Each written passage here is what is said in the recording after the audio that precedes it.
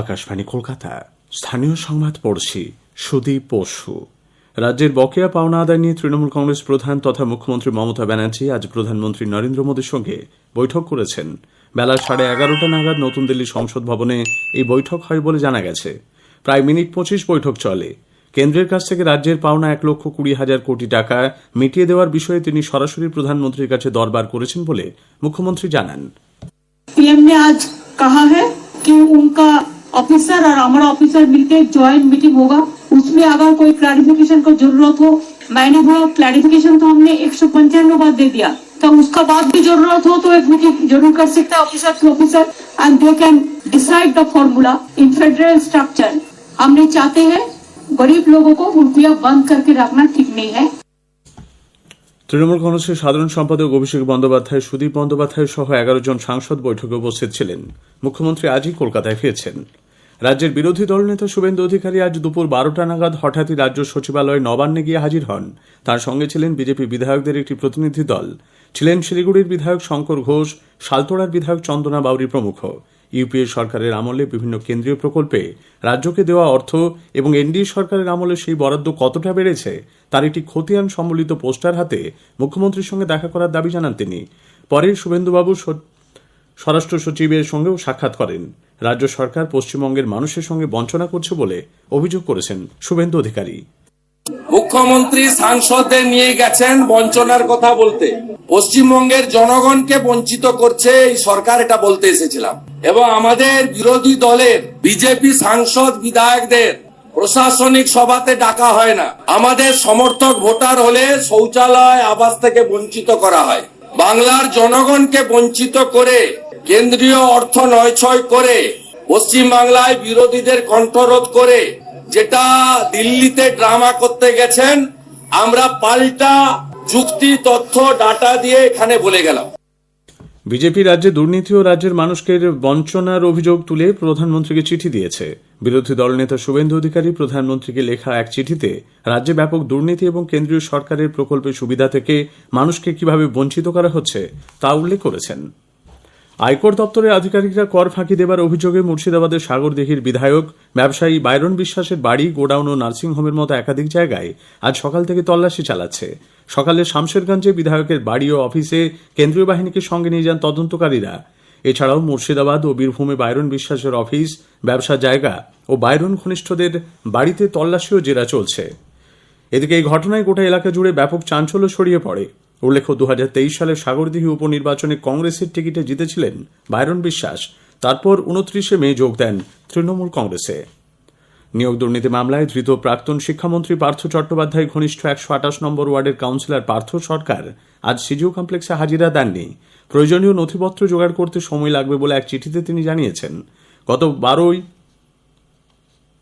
12 তারিখ পার্থ সরকারের সম্পত্তি ও আর্থিক লেনদেনের নথি নিয়ে তাকে সিজিও কমপ্লেক্সে হাজিরা দিতে বলেছিল ইডি। দেশের কোভিড পরিস্থিতি নিয়ে কেন্দ্রীয় স্বাস্থ্য ও পরিবার কল্যাণ মন্ত্রী ড মনসুখ মান্ডভিয়া আজ এক পর্যালোচনা বৈঠক করেছেন। সকালে দিল্লিতে সমস্ত রাজ্য ও কেন্দ্রশাসিত অঞ্চলগুলির সঙ্গে স্বাস্থ্য সুবিধা ও প্রস্তুতি বিষয়ে এই উচ্চ পর্যায়ের বৈঠক হয়। ইনফ্লুয়েঞ্জার মতো অসুস্থতা, শ্বাসযন্ত্রের গুরুতর সমস্যার পাশাপাশি কোভিড-19 সহ বিভিন্ন অসুখ নিয়ে আলোচনা হয়েছে। শহরে বেআইনি নির্মাণ কোনোভাবে বরদাস্ত করা হবে না বলে রাজ্যের পুর ও নগর উন্নয়ন মন্ত্রী তথা কলকাতা পুর নিগমের মেয়র ফিরহাদ হাকিম স্পষ্ট জানিয়েছেন। গতকাল কলকাতা পুরসভার 3 নম্বর বড় কার্যালয়ের এক প্রশাসনিক বৈঠকে তিনি একথা বলেন। দক্ষিণ 24 পরগনার নরেন্দ্রপুর থানার কাছে কামালগাজী বাইপাস লাগোয়া ফ্লাইওভারের নিচে একটি ফুলের দোকানে অগ্নিকাণ্ডে এক বৃদ্ধার মৃত্যু হয়েছে। আজ ভোর 4:30 নাগাদ দোকানটিতে আগুন লাগে। দ্রুত আগুন ছড়িয়ে পড়ে ভস্মীভূত হয়ে যায় গুমটি ঘর ও সাইকেলের গ্যারাজ। ওই বৃদ্ধা গুমটিতে ছিলেন বলে জানা গেছে। উত্তরে হাওয়ার দাপট কিছুটা হ্রাস পাওয়ায় এবং পূবালি হাওয়ার প্রবেশ বাড়ায় আগামী কয়েকদিন কলকাতা সহ দক্ষিণবঙ্গের জেলাগুলিতে তাপমাত্রার পারদ কিছুটা ঊর্ধ্বমুখী থাকবে বলে জানা গেছে। কলকাতায় আজ সর্বনিম্ন তাপমাত্রা রেকর্ড করা হয়েছে 15 ডিগ্রি সেলসিয়াস, যা স্বাভাবিক। আইআইটি খড়গপুরের ভেতরে থাকা কেন্দ্রীয় বিদ্যালয় 1-এ আজ শুরু হয়েছে আঞ্চলিক পর্যায়ে রাষ্ট্রীয় বাল বৈজ্ঞানিক প্রদর্শনী। 3 দিনব্যাপী অনুষ্ঠানে ছাত্রছাত্রীদের তৈরি বিভিন্ন মডেল প্রদর্শন করা হবে। লোকসভায় আজ ভারতীয় ন্যায় দ্বিতীয় সংহিতা 2023, নাগরিক সুরক্ষা দ্বিতীয় সংহিতা এবং ভারতীয় সাক্ষ্য সংহিতা দ্বিতীয় বিল পাশ হয়েছে। কেন্দ্রীয় স্বরাষ্ট্রমন্ত্রী অমিত শাহ 3টি ফৌজদারি বিলকে রূপান্তরমূলক বলে বর্ণনা করেছেন।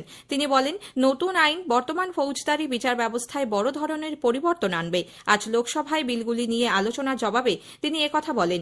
এ সংক্রান্ত প্রচলিত আইনগুলি সম্পর্কে বলতে গিয়ে শ্রী শাহ বলেন, এগুলি সবই 150 বছরের পুরনো ব্রিটিশ আমলের আইন এবং প্রধানমন্ত্রী এই ঔপনিবেশিক যুগের আইনগুলি থেকে দেশকে মুক্ত করার সিদ্ধান্ত নিয়েছেন। বর্তমান আইনে শুধু শাস্তিমূলক ব্যবস্থা নেওয়ার বিধান থাকলেও মানবিক দৃষ্টিভঙ্গির কথা মাথায় রেখে নতুন আইন প্রণয়ন করা হয়েছে। पाश्चात्य विचारों के जो अंग्रेज शासन में लाए गए कानून थे उसमें न्याय का उद्भव दंड में से होता है। हमारे यहाँ दंड इसलिए दिया जाता है विक्टिम को न्याय देना और वो दंड के माध्यम से और कोई इस तरह की गलती न करे, इस तरह का समाज के अंदर एक एग्जाम्पल प्रस्तापित करने के लिए ये दंड का प्रोविजन है। ये नए जो 3 कानून लेकर मैं आया हूं वो मूल भारतीय न्याय के संहिता के आत्मा को प्रकटीकरण देने वाले कानून है। आजादी के इतने सालों के बाद पहली बार ये तीनों अपराध की सिस्टम को चलाने वाले कानूनों का मानवीयकरण होगा।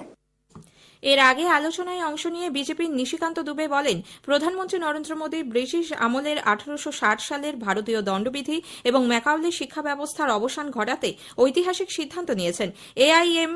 আইএম এর আসাউদ্দিন ওয়েসি বিলটির সমালোচনা করে বলেছেন, এতে বেশ কিছু ফাঁক রয়েছে যা সংখ্যালঘু এবং অনগ্রসর শ্রেণীর মানুষের পক্ষে ক্ষতিকারক হবে।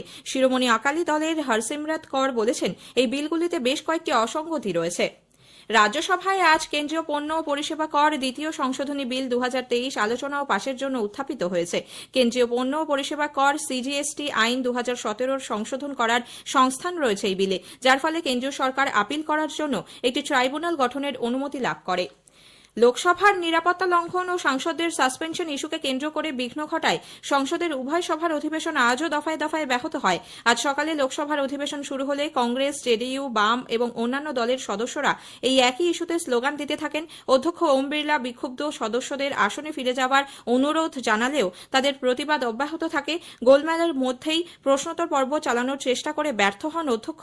পরে শ্রী বিড়লা দুপুর 12টা পর্যন্ত অধিবেশন মুলতবি করে দেন। অন্যদিকে রাজ্যসভাতেও একই চিত্র নজরে আসে। দুপুর 2টো পর্যন্ত রাজ্যসভার অধিবেশন মুলতবি হয়ে যায়।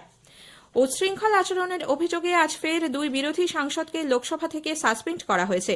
এরা হলেন কংগ্রেসের থমাস চাজিকাদান এবং সিপিআইএম এর এম আরিফ। এই নিয়ে মোট 143 জন সাংসদকে শীতকালীন অধিবেশনের বাকি সময়ের জন্য সাসপেন্ড করা হলো। এর মধ্যে 97 জন লোকসভার সাংসদ। মধ্যাহ্নভোজের পর আজ অধিবেশন বসলে সংসদ বিষয়ক মন্ত্রী প্রহ্লাদ যোশী 2 সাংসদের বিরুদ্ধে সাসপেনশনের প্রস্তাব আনেন। ধ্বনি ভোটে তার গৃহীত হয়।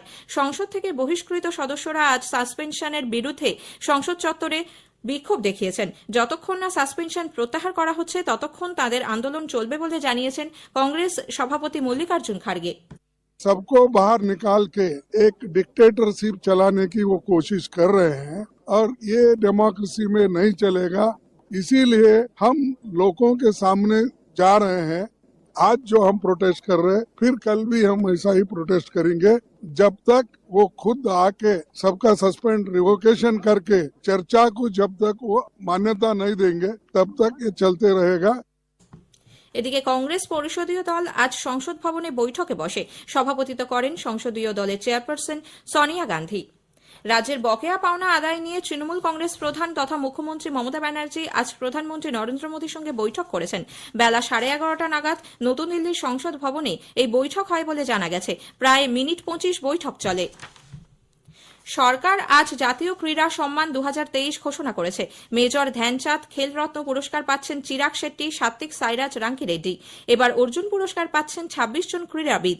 এদের মধ্যে উল্লেখযোগ্য হলেন তীরন্দাজিতে ওজস দেওতালে এবং অদিতি গোপীচাঁদ স্বামী, প্যারা আর্চার শীতল দেবী, মুষ্টিযোদ্ধা মোহাম্মদ হুসামুদ্দিন, দাবা খেলোয়াড় আর বৈশালী, ক্রিকেটার মোহাম্মদ শামী, ইকোয়েস্ট্রিয়ানে অনুষ আগরওয়াল, গলফে দীক্ষা ডাগর, হকিতে কৃষ্ণ বাহাদুর পাঠক এবং পি সুশীলা চানু, কাবাডিতে পবন কুমার, ঋতু নেগি, স্কোয়াশে হরিন্দর পাল সিং সান্ধু, টেবিল টেনিসে অহিকা মুখার্জি, কুস্তিতে সুনীল কুমার এবং অন্তিম অর্জুন পেয়েছেন। দ্রোণাচার্য পুরস্কার পেলেন কুস্তি কোচ ললিত কুমার, দাবা coach R B Ramesh, para athletics coach Mahavir Prasad Saini, hockey coach Shivendra Singh এবং Mallakhamb coach Ganesh Prabhakar Devrukhkar. Sports and গেমসে ধ্যানচাঁদ জীবনকৃতি পুরস্কার পাচ্ছেন ব্যাডমিন্টনে মঞ্জুষা কানোয়ার, হকিতে বিনীত কুমার শর্মা এবং কাবাডিতে কবিতা সেলভারাজ। খবর শেষ হলো।